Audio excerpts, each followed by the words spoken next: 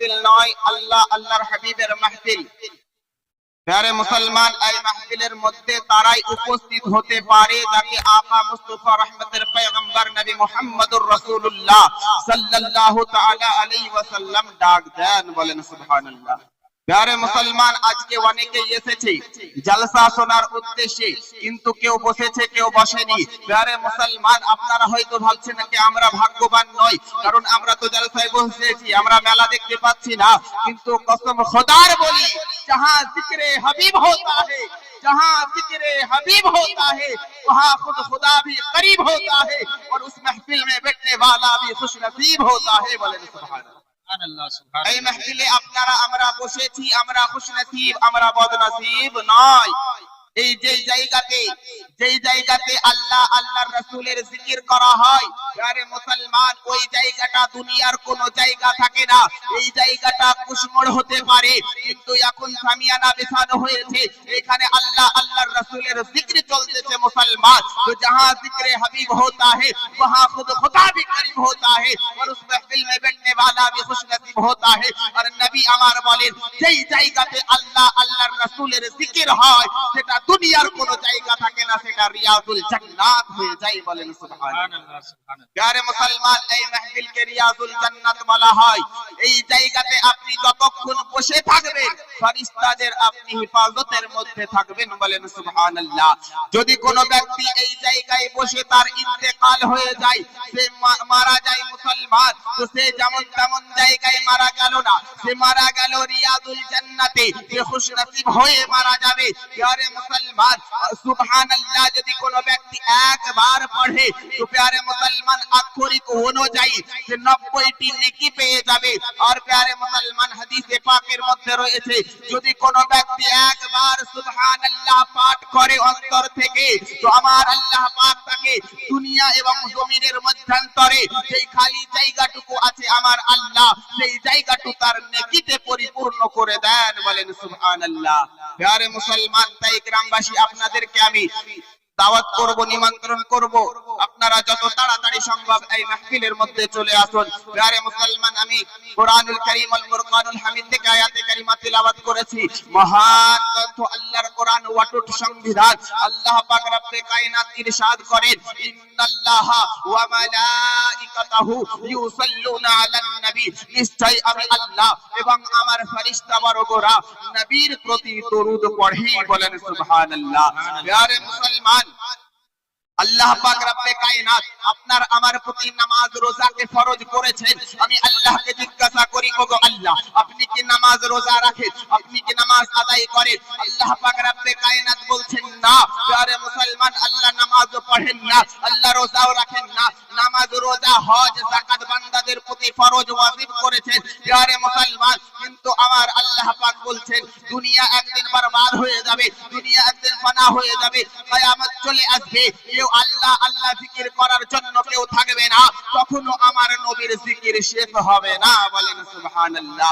প্যারে মুসলমান, আমার আল্লাহ বলেন, যখন দুনিয়াতে কেউ নবীর দরুদ পড়বে না, যখন দুনিয়াতে কেউ নবীর প্রশংসা করার জন্য থাকবে না, আমি আল্লাহ এক ওয়াহিদ থাকবো আর আমার নবীর প্রতি দরুদ পড়তেই থাকবো। বলেন সুবহানাল্লাহ। প্যারে মুসলমান, জগতের বুকে কেউ বলে নবীর প্রতি দরুদ পড়া চলে, কেউ বলে চলে না। প্যারে মুসলমান, নবীকে পাথর ও সালাম দেয়, নবীকে আপনার গাছও সালাম দেয়। প্যারে মুসলমান, একটি হাদিসে পাক শুনুন, হাদিসে পাকের ইবারত পড়ার মতন সময় আমাকে দেওয়া হয়নি, আমি আপনাকে সংক্ষিপ্ত বলি। হযরত আবু হুরায়রা রাদিয়াল্লাহু তাআলা আনহু থেকে হাদিসে পাক বর্ণনা আছে। হযরত আকা মুস্তাফা রহমতের পয়গম্বর নবী মুহাম্মদুর রাসূলুল্লাহ সাল্লাল্লাহু তাআলা আলাইহি ওয়াসাল্লাম একদিন হযরত আলী মুর্তজা চতুর্থ খলিফা হযরত হুজুর সাল্লাল্লাহু আলাইহি ওয়াসাল্লামের জামাত হযরত আলী মুর্তজা শেরে খোদা মাওলা আলী মুশকিল কুশাকে আমার নবী মুস্তাফা ডাক দিলেন, এ আলী, আমি চলো, আমার সঙ্গে তুমি সফরে যাবে, আমার সঙ্গে চলো তুমি তাফরীক করতে যাবে, আমার সঙ্গে চলো তুমি ঘুরতে যাবে। প্যারে মুসলমান, আমার নবী সাল্লাল্লাহু তাআলা আলাইহি ওয়াসাল্লাম হযরত আলী কে সঙ্গে করে নিলেন। হযরত আলী কে সঙ্গে সঙ্গে করে নেওয়ার পরে ঘুরতে চলে গেলেন, আপনার তাফরি করতে চলে গেলেন হযরতে আকা মুস্তাফা নবী মুহাম্মদুর রাসূলুল্লাহ। তিনি আগে আগে চলেন আর আমার আলী মুশকিল কুশা হযরতে আলিয়া মুর্তাজা তিনি পেছনে পেছনে চলেন। হযরতে মাওলা আলী মুশকিল কুশা পেছন পেছন আমার নবীজি বাদশার মতন আর হযরতে আলী গোলামের মতন পেছন পেছন চলতেছেন। তো হঠাৎ করে হযরতে আলীর কানে একটা আওয়াজ আসছে। হযরতে আলী মুর্তাজা নবী মুস্তাফাকে জিজ্ঞাসা করছেন, ইয়া রাসূলুল্লাহ, ইয়া হাবিবাল্লাহ, নবী গো, এই জায়গাতে তো কোনো মানুষকে আমি দেখতে পাই না, এই জায়গাতে কোনো মানুষ তো নাই। ইয়া রাসূলুল্লাহ, ইয়া হাবিবাল্লাহ, কিন্তু একটা কথা, একটা আওয়াজ আমার কানে আসছে। নবী আমার জিজ্ঞাসা করছেন, আলী কেমন আওয়াজ আসছে? আলী যাও যাও, এখানে তো কোনো মানুষ নাই, এখানে কোন লোক নাই, কিন্তু যাও তুমি পাথরে কান লাগাও, পাথর কি কথা বলে? হযরতে আলী মুর্তাজা রাদিয়াল্লাহু তাআলা আনহু যখন আপনার পাথরে কান লাগালেন, পাথরে সালাম পড়তেছে, আসসালাতু আসসালামু আলাইকা ইয়া রাসূলুল্লাহ। হযরতে আলী মুর্তাজা আবার কিছু দূর চলে গেলেন। চলে যাবার পরে হযরতে আলীর কানে আবার সালামের আওয়াজ আসছে। নবীকে জিজ্ঞাসা করছেন, ইয়া রাসূলুল্লাহ, ইয়া হাবিবাল্লাহ, নবী গো, এখানে তো কোনো মানুষ নাই, এখানে তো কোনো মানুষকে দেখতে পাই না, এখানে আপনার প্রতি সালাম কে পড়ছে? এখানে তো কোনো পাথরও নাই। নবী আমার বলছেন, আলী তুমি গাছের কাছে চলে যাও। হযরতে আলী যখন গাছের কাছে গেলেন, যাওয়ার পরে গাছের কাছে গিয়ে যখন গাছে কান লাগাচ্ছেন, হযরতে আলী শুনতে পাচ্ছেন গাছ পড়তে আছে, আসসালাতু আসসালামু আলাইকা ইয়া রাসূলুল্লাহ।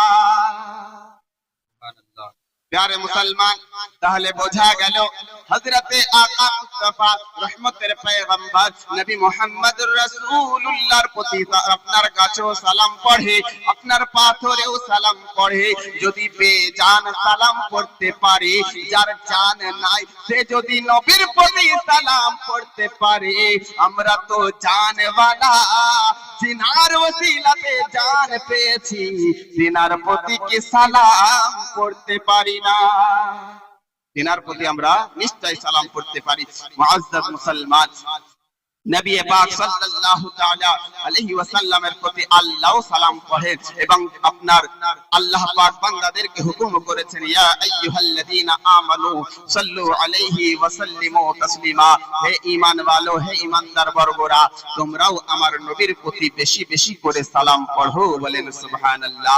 শায়ের বলে, ও গো মোদের দয়ার নবী, ও গো মোদের মায়ার নবী, ও গো মোদের ধ্যানের রবি, তুমি মোদের সাহারা, তোমায় ছাড়া রইতে পারি না ইয়া রাসূলুল্লাহ।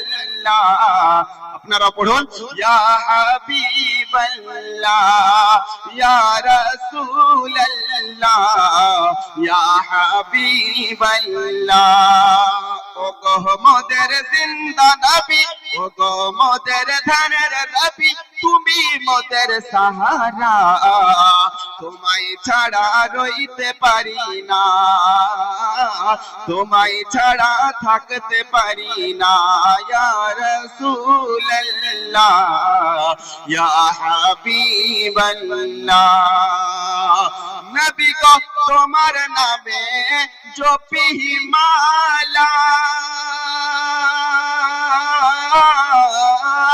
নবী গো তোমার নামে জপি মালা, ও গো মোদের কমলি ওয়ালা, কিয়ামতের কঠিন দিনে, রোজ হাসরের কঠিন দিনে, দিও মোদের সাহারা, তোমায় ছাড়া রইতে পারি না, তোমায় ছাড়া থাকতে পারি না ইয়া রাসূলুল্লাহ সাল্লাল্লাহু তাআলা আলাইহি ওয়াসাল্লাম।